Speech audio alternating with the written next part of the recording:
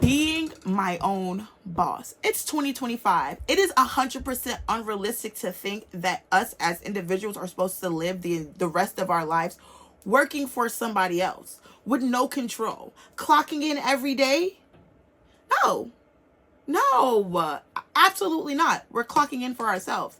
And that's what this video is about. This video is about me being my own boss and the process of me becoming my own boss. I'd rather be smoking weed whenever we breathe, every time you kiss.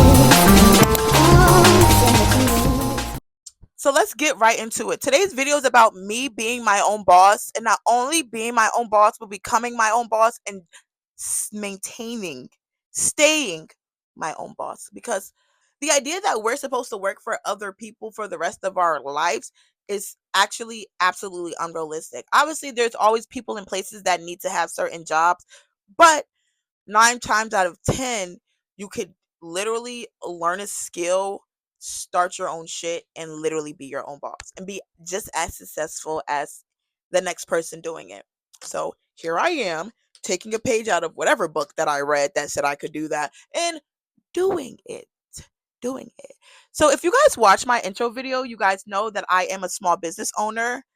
I'm even going to stop calling my business a small business because ain't nothing small about her, baby. Big one, not a little one. What? Exactly. Exactly. It's all in the brain. It's all in the mind. I started my brand in about 2020, going on to 2021. It was definitely peak COVID. Like niggas was trapped inside. We was inside, locked down. And I brought a sewing machine, and I've always been an artsy fartsy type of girl. I've always been into the arts. But I don't draw, I don't paint, I don't sing, I don't dance. I can doodle and stuff like that. Like I've always been able to I was in art classes, I was in photography classes. I thought that I was meant to be a photographer, and then I was just like, oh, maybe I just want to be just something in the arts. But I was always seeking for that thing that was going to make me just be like, oh, yeah, yeah. So then I brought a sewing machine in about 2020, going into 2021, and I had it for a couple of months, just looking at it like, what am I going to do? Like, what am I going to do? What's going to teach me not only how to use my machine, like to set up my machine, put all the gears in the right places, but also teach me how to do something. So shout out to Can't Kill My Soul. Um, she doesn't know this. She does not know this. I may have said it to like one or two people, but I don't think I ever say it in the light that really like how much it truly 100% means to me. Because if it wasn't for that fucking bag, I would not be doing what I'm doing right now. So I owe a lot of my inspiration, like low key, to this girl. So shout out to you, Soul. She is an artist. She draws. She's amazing. She just does all types of shit. I would like to call her a multidisciplinary artist. I think that's the word. Because she not only draws, but then she turns her drawings into creations, beanies, hats, um, beanbag chairs, like coasters. She's just plushies. She's that girl. And she's truly inspiring. So she had got these tote bags made. Like she got a design printed on some fabric and manufactured, and I ordered one of her tote bags. Because one thing about me, I'm gonna support my people. I'm gonna support my people. Why would I give my money to these old racist white people when there's young black entrepreneurs who are doing the same exact thing? Come on. Why the fuck are we doing that? Um, Anyways, I ordered a tote bag from my good sis, and I'm looking at this bag. I'm really looking at this bag like it's a one seam, two seam, three seam, four seam. Because it was a really simple ass tote bag. So it was literally like, wow, I could do this. So I looked at this bag and then I went to YouTube and I was like, how do you make a tote bag? And then I made a tote bag. I made a tote bag out of a pair of old sweats that was falling apart at the time. And I just made that bag. And since then, it's just been like magic. I had that at the moment. I had that moment. And I would have never had that moment if I didn't buy that tote bag and really like put in my brain that this is what I'm going to do. I'm going to do it. And I did it. And I created Chaotic Styles. Swear to God. Chaotic Styles was born about 3 months later. 3 months later, I made one tote bag, and then I started going to Joann's every day. And every day I came home and I made another tote bag until my tote bags were made. And people were like, I was posting them. People were like, I think I want to buy these. And I was like, you want to spend money? You want to spend money? Okay. I think I think we're onto something. Within that first year of me starting my business, and as I reflect, because I feel like my first year I was at such a fucking high that like when things didn't stay the same, it just became a low. A low, low. But yes, so within my first year of me sewing, I was selling bags. Practically almost every bag that I made, I was selling them. And then I had momentarily moved back to New York, not New York, to Atlanta, like around end of 2020 going into 2021, because I remember like November, what's this, Halloween, November 1st, I was a part of my first pop-up shop. Me and my bestie Unique, who was my business partner at the time, we made about 15 bags. I think I can find those pictures, and if I find those pictures, I will post them. We made about 15 bags. And one of those 15 bags was the item that turned me up. That turned me up. But it was my first and only Grinch bag. I got some like Grinch looking material from Joann's and made a oversized tote bag with it. Um and we went to this like pop-up shop. I personally feel like nobody was buying anything at that pop-up shop. Like it was like everybody, the only people who brought stuff was the people who was selling stuff there. It was like nobody came to spend any fucking money besides the people who was there trying to make money. But for some strange odd reason, Khaotic Stylez, my rack, my rack was getting smaller. I probably sold like, if not all the bags, like 80% of the shit that we came with. 80% of the shit. And so that's when I knew like this is it. This is the one. This is just like like this is it. So I sold my first ever fuzzy tote bag, and after selling that tote bag, the girl posted the bag like, "Oh my gosh, look at my new bag that I just bought. I love it. I love it. I love it." And then here goes people DMing me like, "Wait, can you do that again? Or can you do that in this color?" Like, and I was like, "You know what? Hell yeah. Hell yeah." So then that started like this whole what the fuzz shit. Literally, the drop was called What the Fuzz. It was crazy. Like I was selling, like I was going to the post office. I was selling stuff. Like every day I had a reason to make something new. It was just very extremely satisfying. It was the best feeling a girl can ever dream of. So boom. Within my first year of sewing, I had participated in the pop-up shop. I had Baby Africa like buy one of my hats. Um I was selling shit every day. Um I had people doing styling pools. I had people literally like hitting me up to use my materials for their photo shoots and shit like that. I was on a high. I was on a roll. I was going like it was like it was like, wow, what the fuck? Like just knew like this is it. This is my end game. This is what I am here for. Like how people go to work and be doctors and be after they save a life, they're like 12 hours later, cutting and playing in blood. But this is it. This is the rush. This is that high. When I sew, I get a high. Like a high not like no other. Like it is just one of the best feelings. Like I'm about to tear up right, but it's one of the best feelings that I've ever experienced in my life. Like I'm literally about to cry. I'm so serious. Like it is just so refreshing. It's so like just knowing that I'm literally making stuff. Oh my gosh, this is so ugly. But just knowing that I'm literally making stuff that people will put on, and it makes them feel like some part of the best version of themselves is just like so beautiful. And that's like why my feelings be so hurt when I make stuff and it don't go so well, because like this shit is coming from my heart. Like, yes, obviously I want to make money, but overall, like the goal is to literally just put something out there that just makes somebody feel good. That like makes somebody like that become somebody's favorite bag, somebody's favorite hat, somebody's favorite whatever. But like, yes. No fucking way. No way. I just cried. Ew. I'm pressed. We gotta crop that out. We gotta crop that out. Next. Um, so yeah. I was at a point in my life where I was literally just creating nonstop and I felt seen and I felt like the world was seeing me. And I transitioned from only making mostly bags to now I make bags and hats. And about 2 years into me sewing and creating and just trial and error, I realized that like, yeah, I can make clothes. I've definitely made clothes. I've had commission clothes orders before, but it's not something that I personally prefer to do.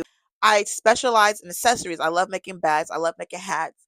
I want to get into making belts. I like making just little shit. Like I like accessories, heavy on the bags and heavy on the hats. That is my thing. That is what I love to do. So I got into really hard body making bags, testing out different bag shapes, making hats, doing different hat shapes. And I will literally tell you the moment where I went from being on an all-time high to being on an all-time low. This was about maybe 2 years ago. I had my hold on, give me a second. This is the hat. These are the shape of the hats that I dropped. They're like tulip, like flower kind of hats. And I made this drop, and everybody's like, "Oh my gosh, I can't wait. We can't wait." This is actually the first version of that hat that I made that was just too floppy. But everybody's like, "Oh my gosh, we can't wait. I can't wait to support." Da, da, da, da, da, da, da. Buy all this fabric, make these hats, take these pictures, do the drop. Crickets. I sold one single hat from that drop. One single hat. As a girl who hates rejection, that broke my heart to the ground. Actually, I thought I could. I was like, oh, fuck that shit. I'm out. I'm out. I'm out. My feelings is hurt. You see all this fabric? My feelings is hurt. Y'all didn't buy nothing? Not a bitch ass thing? I very rarely charge less than $50 for anything that I make. Seriously. Like, when I got to a certain point, like, if I charge less than that, it's because like I'm just doing you a favor. Period. I know how much money I make within a certain amount of time. So, realistically speaking, when I start the big thing that goes into the pricing of my hats is how much I get made at in real life. So, I'm not going to pay myself less than what the white man pays me. Are you crazy? Are you crazy? I literally was just like, okay, fuck it. Fuck it. Fuck everything. Like literally fuck everything. Excuse my French. I don't know if my mom is going to watch this, and my mom hates cursing. I didn't grow up in a household around people that curse. So my mom is always like, "Ugh, brother, fix that." And I'm like, "Girl, I am passionate. And I need you to know I'm passionate. So I got to use these words, mama. I got to use these words." So mama, if you watch this, I'm sorry. I don't want to be disrespectful. I don't want you to feel like you can't support your daughter, but they had me effed up. Mama, they had me effed up. My feelings was hurt. Y'all seen I just cried. I'm sensitive. And I think crying on camera is ugly as fuck. I think that is so like it's not it. Like, girl, why is you crying? I understand my feelings is hurt too, but we don't have to do it on camera. So yeah, I made those hats. Nothing. Only one hat. And then the one hat that I did sell, never seen the girl post it. So it's just like, damn, did she fucking hate it? So I took a step back and I began just like only making things for myself. And occasionally, if someone hit me up, like, and I stopped posting, and I only posted things that I made for myself on my personal Instagram story. And if people reached out to me and asked me if I was able to make something, of course I took the order, but like I wasn't just putting myself out there anymore because like my feelings was hurt. Like hate rejection. It just was heartbreaking because as you guys can see, I literally put my actual feelings and emotions into the things that I create. Like on my website, when I have my site, I always put made with love. I recently just got this bag commission. I'm showing you her right now. This one is one of the best bags that I've ever made. I down to just the stitching, the top stitching, the shape, everything is just the best. It's just the best. It's like this is the best bag. I shout out to Pink for even asking me to make this bag, and I told her this. Thank you for asking me to make this bag because I would have never played with this pattern and I would have never created this bag if it wasn't for you. Because originally, when she showed me the type of bag, the style that she wanted, I had a similar pattern that I already used. So I was going to make her this, or it was going to be like this origami bag with that fabric, but then I did make the origami bag and she also wanted to be crossbody. So let me tell you how real it is. Y'all seen, that's the original bag. I believe in making prototypes. Before I cut up anybody's fabric, I'm going to cut up my random ass fabric and test it out. So this is the origami bag. This is the same exact bag as that fur bag. It's slightly smaller and it has a crossbody strap. The bag does not give.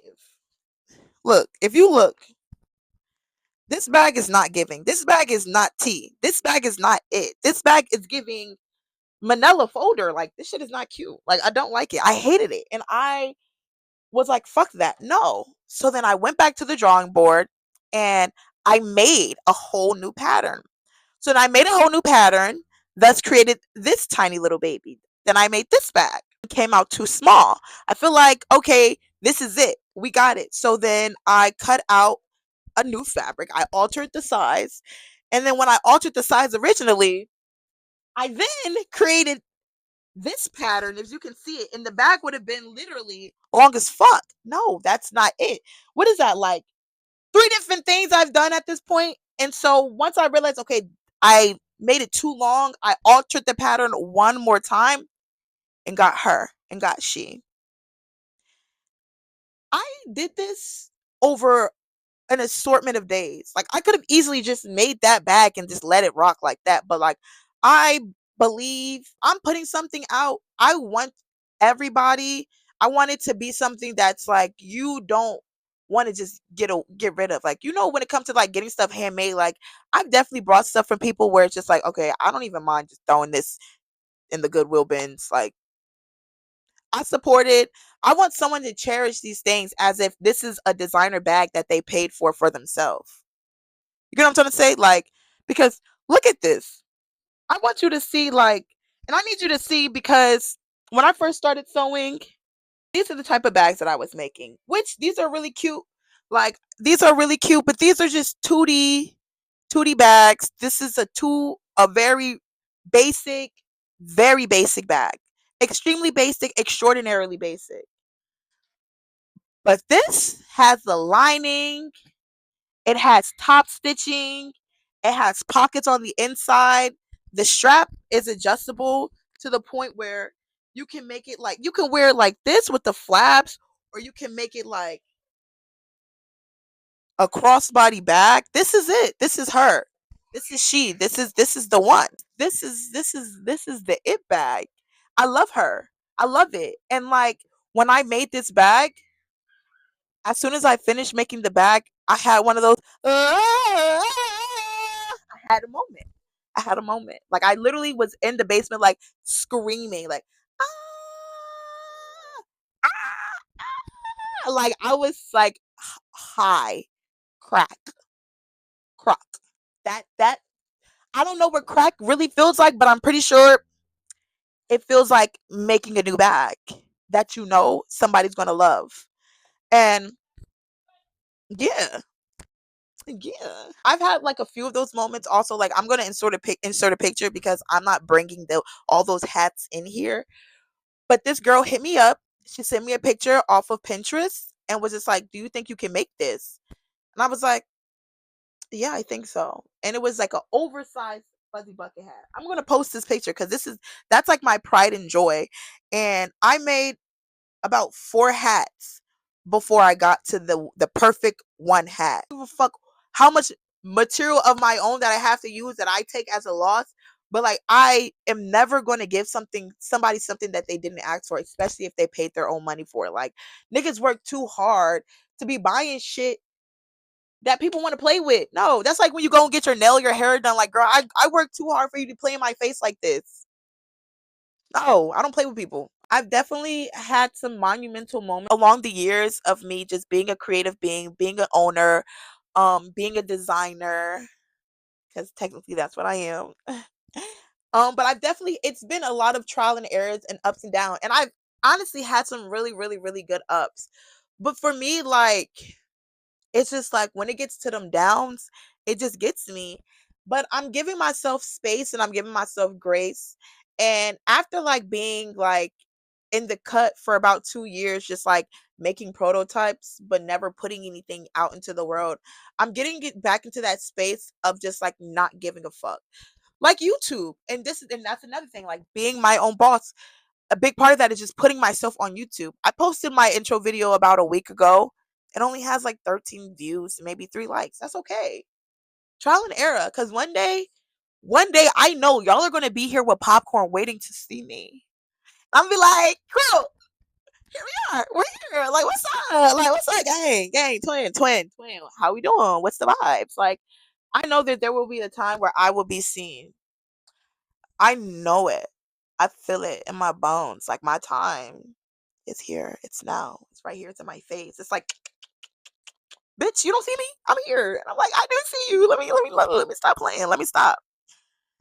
So yeah, with 2025 just kind of starting, I'm in full effect, full throttle.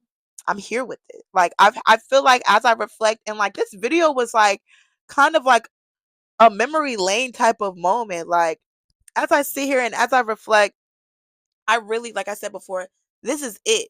I know this is my end game. Like, I know that, like, if I ever end up in life, if I don't end up doing the things that I feel like I need to be doing in life right now, I'm probably going to be an old, miserable bitch.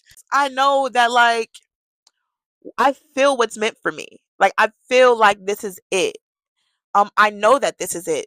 And I know that because of the joy that I get when I make new things. I know that because of how my heart feels when I see people wearing things that I create. I just know that because I go to sleep and I wake up even if I never make it thinking about new creations. I go outside and I see people and I see things and I'm like, "Oh, that's such a great idea. Let me put my own twist on it." So it's just like when you have these thoughts and these ideas, like, and I've been watching a lot of people that say, like, these things don't just come to your brain and vague. Like, you know what I'm saying? Like, we are given ideas to actually execute it. Like, we are giving, this is a skill that I was blessed with. Like, everybody can't sew. I've had a sewing machine at my house for years. If somebody wanted to come and make something with my sewing machine, they could. But you have to feel that and you have to want that. And I want it real bad. Like, so bad that it's all I think about. I talk about it all the time. I just I need it. I need that. I need that. That's why I'm my own boss. That's why I have to be in control. That's why we have to do these things because at the end of the day, I know for me personally, I will not be satisfied living life um even just bartending, even though I only work 20 something hours a week, like no. No. If I'm working any hours, it's for me.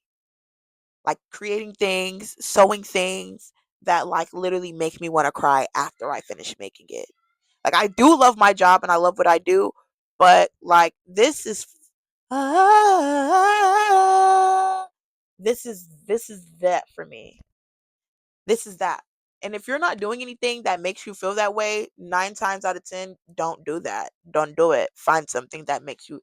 And it's easier said than done because have thousands of dollars worth of fabric and machines, but like most of the money that I have put into like my setup, it's my own money.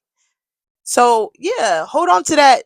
I'm never gonna tell you to quit your job because I love money. I love being able to not only fund my lifestyle and the things that I desire to do, but also I love, like I said, like just knowing that I have the funds readily available to invest in myself.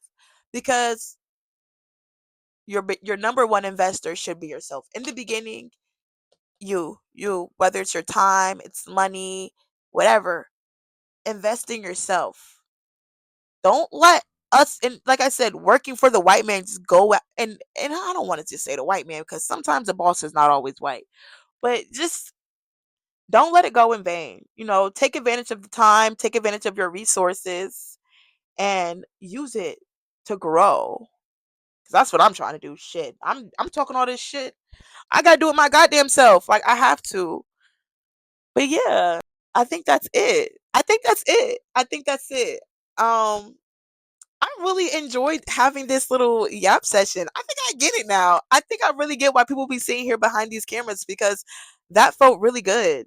That real like even when I cried, I was like, but that felt so good. And I don't know if that's going to make it into the actual video, but because I think crying on camera, like I said before, is actually it's gross. But we're here. Um, I think that's it. That's a wrap. Thank you guys for tuning in. Hopefully you guys made it to the end because this video is 30 minutes. 30. Do you know you have 30 minutes? Probably after I edit this bitch down, it will not be 30 minutes.